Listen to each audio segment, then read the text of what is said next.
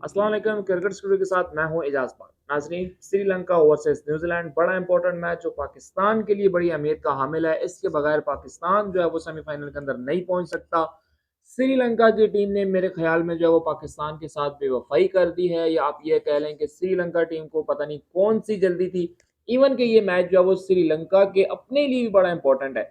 New Zealand के लिए ये मैच इसलिए इंपॉर्टेंट है कि अगर न्यूजीलैंड की टीम ये मैच जीत जाती है तो वो सेमीफाइनल के लिए क्वालिफाई कर जाएगी।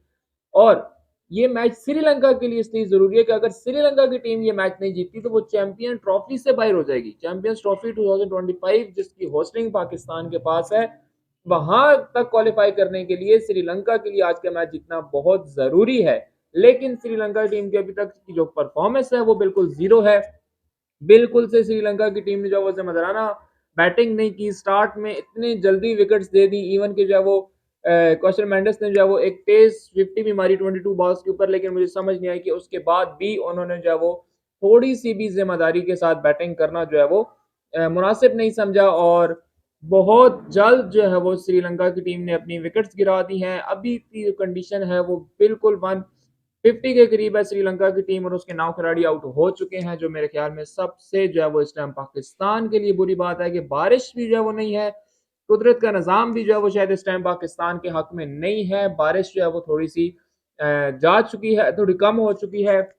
बारिश के चांसेस जरूर हैं, लेकिन मेरे ख्याल में इस टाइम तक की जो कंडीशन है, न्यूजीलैंड की टीम को अगर 5-10 ओवर 15 ओवर भी खेलने को मिलते हैं तो उनकी मैक्सिमम कोशिश ये होगी कि हम 15 ओवर्स तक भी जो है वो इस टारगेट को मैक्सिमम जो है वो चेज कर लें, ताकि अगर बात डीआरएस पे आती है तो वहां पे न्यूजीलैंड की टीम को जो है वो फायदा हो। तो मेरे ख्याल में कुदरत का निज़ाम भी इस टाइम पाकिस्तान के हक में नहीं था।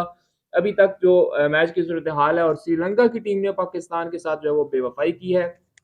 श्रीलंका की टीम हमें भी वर्ल्ड कप से बाहर करवाएगी और खुद भी जो है वो चैंपियन ट्रॉफी से वो टीम आज हाथ धो देगी। 2025 की चैंपियन ट्रॉफी जो पाकिस्तान के अंदर होगी, वहां पे जो है वो श्रीलंका की टीम जो है वो नहीं होगी। इंग्लैंड की टीम के लिए अभी पूरी जो है वो है होप उनके लिए बन चुकी है कि वो टीम जो है वो क्वालिफाई कर जाएगी चैंपियंस ट्रॉफी 2025 जो पाकिस्तान के अंदर होगी। श्रीलंका की नाजरीन अगर मैं आज बात करूं तो श्रीलंका के बैट्समैन जो ओपनर्स थे, बहुत बुरी परफॉर्मेंस दी। पिच इतनी बुरी शायद नहीं थी जितनी बुरी जो श्रीलंका की टीम आज खेली है।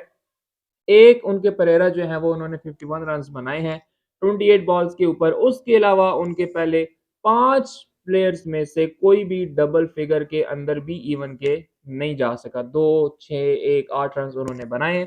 उसके बाद कुछ थोड़ी सी एंजेलो मैथ्यूज ने और डिसिल्वा ने जो है वो मुजामत की है, लेकिन वो भी जो है वो इतनी खातिर ख्वाह नहीं कर सके। और इस टाइम जो श्रीलंका की टीम है वो बड़े मुश्किल हालात के अंदर है, और मेरे ख्याल में श्रीलंका से ज्यादा इस टाइम जो है वो पाकिस्तान की टीम मुश्किल हालात के अंदर होगी। अगर यही सूरत हाल रही तो पाकिस्तान के लिए जो है वो वर्ल्ड कप के सेमीफाइनल के लिए क्वालिफाई करना मुश्किल ही नहीं बल्कि नामुमकिन हो जाएगा। इसके बाद नाजरीन अगर मैं आपको दूसरी अपडेट्स दूं तो उसमें सबसे बुरी खबर एक और पाकिस्तान के लिए ये है कि बाबर आजम से 3 साल बाद पहली पोजीशन जो है वो ओडीआई के अंदर छिप चुकी है।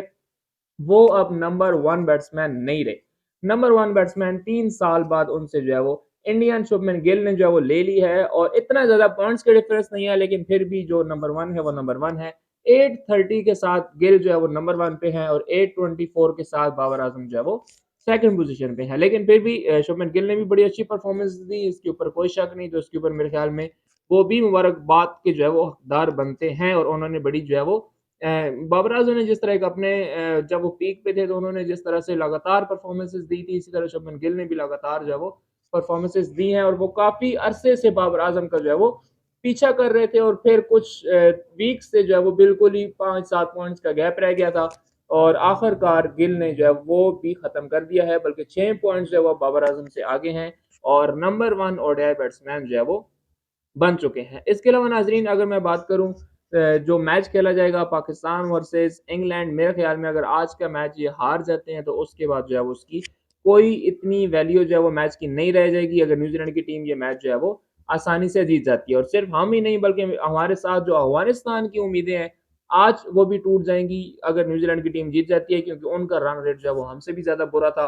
तो न्यूजीलैंड का हारना जो है वो बहुत जरूरी था, कि अगर न्यूजीलैंड की टीम ये आज हार जाती और पाकिस्तान इंग्लैंड का मैच भी टाकरा अगर थोड़ा सा टफ हो जाता, या अगर पाकिस्तान हार जाता, तो फिर अफगानिस्तान के पास एक दोबारा चांस था कि अफगानिस्तान की जो टीम है वो जो है वो क्वालिफाई कर सकती थी, लेकिन ऐसा अभी तक होता हुआ नहीं नजर आ रहा, बिल्कुल भी नहीं नजर आ रहा। श्रीलंका की जो टीम है वो 150 के अराउंड जो है वो ऑलमोस्ट आप समझिए कि खत्म हो चुकी है, 40 प्लस आवर्स हो चुके हैं।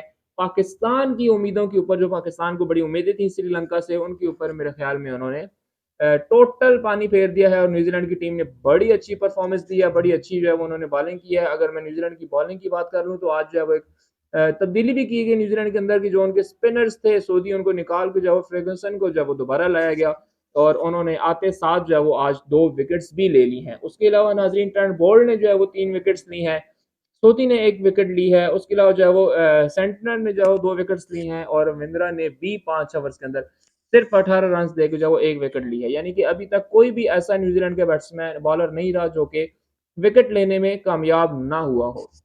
तो नाज़रीन अब दूसरी इनिंग के बाद देखेंगे कि न्यूजीलैंड की टीम जो है वो किस तरह से परफॉर्मेंस देती है और न्यूजीलैंड की टीम इसको किस हद तक जो है वो चेस करती है। तो मेरे ख्याल में इस टाइम अगर पाकिस्तान को कोई सेमीफाइनल में लेके जा सकता है तो वो सिर्फ और सिर्फ कुदरत का निज़ाम ही है कि अगर बारिश हो जाती है या न्यूजीलैंड की टीम जो है वो बिल्कुल ही जो है फ्लॉप हो जाती है, तो उस सूरत में जो है वो पाकिस्तान की टीम सेमीफाइनल के लिए क्वालिफाई कर सकती है। और डेफिनेटली हमें कुदरत के निज़ाम के ऊपर पूरा यकीन है और उम्मीद है कि इंशाल्लाह जो है वो जब तक मैच की आखिरी बॉल नहीं गिर जाती, हमें यकीन है कि इंशाल्लाह पाकिस्तान जो है वो किसी ना किसी तरह ज़रूर जो है वो सेमीफाइनल के लिए क्वालिफाई कर सकता है। ये थी नाजरीन अभी तक की अपडेट्स, बहुत जल्द मिलेंगे इंशाल्लाह दूसरी इनिंग के बाद, तब तक के लिए अल्लाह।